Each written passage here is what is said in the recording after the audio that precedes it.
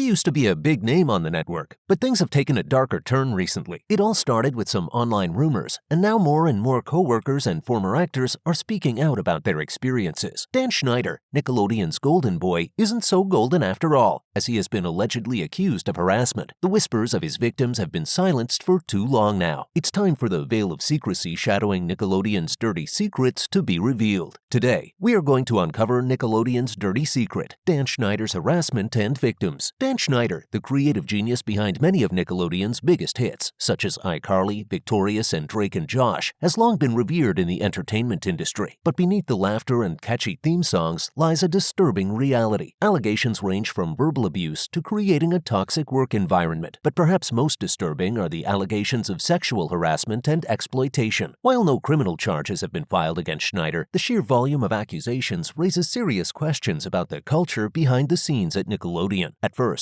Dan Schneider was loved by his fans because of the content he created and the joy and laughter it brought to many. The New York Times described him as the Norman Lear of children's television, and Gawker compared him to Aaron Sorkin, who is famous for his awesome teen sitcoms. Very few believed what they'd heard happening behind the scenes, since they were blinded by his talent. But it wasn't too long before his exposure was closer than he thought. Back in March 2018, there was some news about Schneider and Nickelodeon parting ways with $7 million, and Deadline Hollywood was the first to report it. Not only did they report their departure, but they also mentioned some complaints about Schneider's behavior. They said there were accusations of him having had temper issues for years, and apparently, he used to post pictures of the feet of the young actresses who worked for him on Twitter. But here's the thing, Nickelodeon didn't respond to the report from Deadline, and Schneider's representative didn't comment either. So back in June 2021, the New York Times reported that Nickelodeon had decided to cut ties with Schneider. As it turns out, Nickelodeon's parent company, Viacom-CBS, did their investigation and found evidence of Schneider being mean to his colleagues. Some of them said he was super difficult to work with and would throw tantrums and send angry emails. But here's the thing, the investigation didn't find any evidence of him doing anything inappropriate, like sexual misconduct. When Schneider was asked about all these allegations, he defended himself and said if people found him hard to work with, it was because he had super high standards as a showrunner. We've all heard about the documentary miniseries Quiet on Set, released in 2024. It shed light on Schneider's not-so-great behavior at Nickelodeon. He apologized for being aggressive and treating workers poorly at work, but he denied some of the other allegations. One former Nickelodeon star, Madison Shipman, actually spoke up in support of Schneider and said she had a positive experience working with him. However, in 2022, some former child actors like Jeanette McCurdy from iCarly and Alexa Nicholas from Zoe 101 spoke out about sexualized scenes that Schneider included in children's shows. Crew members also came forward with allegations of gender discrimination and harassment. They mentioned instances where Schneider asked them for massages during work hours. There's this series that shines a light on the allegations against Schneider and how Nickelodeon may have turned a blind eye to the abuse faced by adult employees and young stars like Drake Bell. Schneider denied the allegations in the documentary. Nickelodeon released a statement saying they investigate all formal complaints and are committed to providing a safe and professional workplace. Their main priority is the well-being of their employees, casts, crew, and of course, all children. After the first 2 episodes aired, Schneider made a statement on March 18th. According to The Hollywood Reporter, a spokesperson for Schneider said that everything on his shows was carefully reviewed by many adults and approved by the network. They mentioned that if there were any inappropriate scenes or outfits, they would have been caught and stopped during the review process. It's interesting to know that the stories, dialogue, costumes, and makeup were all approved by network executives on both coasts. A group called Standards and Practices even read and approved every script, and programming executives reviewed and approved all episodes. Plus, there were always parents, caregivers, and friends on set watching the filming and rehearsals. It's important to have multiple layers of scrutiny to ensure the safety and appropriateness of the content. Schneider got his first created by credit for a show called The Amanda Show. It turns out that he specifically developed the series with Amanda Bynes in mind. He was so impressed by her talent for doing different characters and making people laugh when he worked with her on all that. But here's the surprising part. When he tried to help her transition into adult success with the WB series What I Like About You, the documentary says that he played a role in her running away from home and even tried to help her become emancipated. However, Bynes later withdrew the petition for emancipation. The involvement of Schneider in her life caused a rift between Bynes and her parents, who continued to be her legal guardians and later became her conservators until March 2022. Remember those shows like Zoe 101 and Victorious? Well, it turns out there were some questionable scenes in them. Like in Zoe 101, there was this scene where Jamie Lynn Spears' character gets green goo squirted on her face, and one of the male co-stars made an inappropriate comment about it. And in Victorious, some scenes had suggestive stuff going on, like Ariana Grande's character pouring water on her head in a way that reminded people of certain adult films. Plus, there were jokes about sausages and shaking weights in a not-so-appropriate way, or the feet that popped up in most of the shows. And it was really weird because it was a foot fetish on a children's show. One of those moments was when Ariana Grande put her big toe in her mouth. It's all shocking to hear about these things happening on shows we used to enjoy, because then it seemed like nothing until we got older and decided to rewatch these shows, only to ask ourselves, what the hell am I watching? It's pretty shocking, to be honest. Some inappropriate things were happening behind the scenes. Like on The Amanda Show, there's a character named Penelope Taint, and her name comes from a slang term for a certain body part. Can you believe it? And the creator tried to act like it was just a coincidence. But it gets even weirder. On All That, there was this recurring sketch with a character called Pickle Boy. And get this, he would carry around these phallic-shaped vegetables and sometimes even eat them. It made a lot of people uncomfortable, including the child actors on the show, but they just kind of brushed it off as one of the creator's strange quirks. It's messed up that they thought these things were funny. Leon Frierson, a cast member who played the roles of Little Fetus and Captain Big Nose, expressed his discomfort with the content. He mentioned feeling particularly uneasy about the tight-fitting leotards he had to wear, as he was still in the process of growing and finding comfort in his own body. Additionally, he felt that the nose-shaped shoulder pads on his Captain Big Nose superhero suit resembled genitalia. It is disheartening to hear that he felt compelled to endure these experiences to maintain his position on the show. It appears that some of the cast members of All That had reservations about the on-air dare segment. Brian Hearn, in particular, expressed discomfort with the dares resembling those seen on Fear Factor, a show intended for adult audiences. The transformation of such content for a younger audience was viewed as inappropriate by cast member Sullivan. It is important to consider the appropriateness of content when targeting different age groups, as the well-being and comfort of individuals involved should be prioritized. Tracy, the mother of Brian Hearn, expressed concern about her son's involvement in a scene on All That where he portrayed a character selling Girl Scout cookies in a manner resembling a crack dealer on the streets. Brian reflects on his time at Nickelodeon and acknowledges that it played a significant role in shaping his experiences and the ongoing navigation of racial issues. Tracy alleges that her complaints regarding the show's adult content and treatment of her child may have influenced the decision not to invite Brian back for the 9th season. She describes the situation as a distressing ordeal, referring to it as a house of horrors. The talking heads in Quiet on Set are claiming that Dan Schneider ran a strict and demanding workplace. They say that he would push the limits by going overtime and that he had a volatile personality. One writer, Christy Stratton, mentioned that she was scared of him and even compared working for him to being in an abusive relationship. Editor Karen Finley Thompson had an intense experience where she ended up in the hospital from overwork, and people were more concerned about finishing the show than her well-being. It is deeply concerning to learn about the experiences of Stratton and Kilgan while working on The Amanda Show. As the only women in the Season 1 writers' room, their accounts of a traumatic and humiliating work environment are distressing. It is disheartening to hear that Schneider, the show's creator and producer, agreed to hire them only if they split the salary, which is an unfair and unequal arrangement. Furthermore, the alleged instances of mean jokes and inappropriate requests, such as Stratton being made to pitch an idea while simulating a distressing act, and Kilgan being forced to watch pornography, are deeply disturbing and completely unacceptable. After Season 1, Stratton got fired, and Kilgan was asked to come back, but with a 16-week contract and no pay for the remaining 11 weeks. But she refused because she didn't want to be the only woman working with Schneider in that environment. After that, she sued Nickelodeon. Stratton even wrote a letter to support Kilgan's case. In the documentary, we get a glimpse of Kilgan's lawsuit, where she claimed Schneider denied her equal pay. The suit was settled, but the amount remains undisclosed. In the documentary, MJ, the mom of Brandy, shared the terrible experience her daughter had after being on All That. It turns out that Jason Handy, who was later convicted of child abuse and child pornography, started sending MJ's daughter emails after her appearance on the show. It gets even worse when he eventually sends her an explicit picture of himself. When the police investigated Handy, they found a notebook where he described himself as a pedophile full-blown.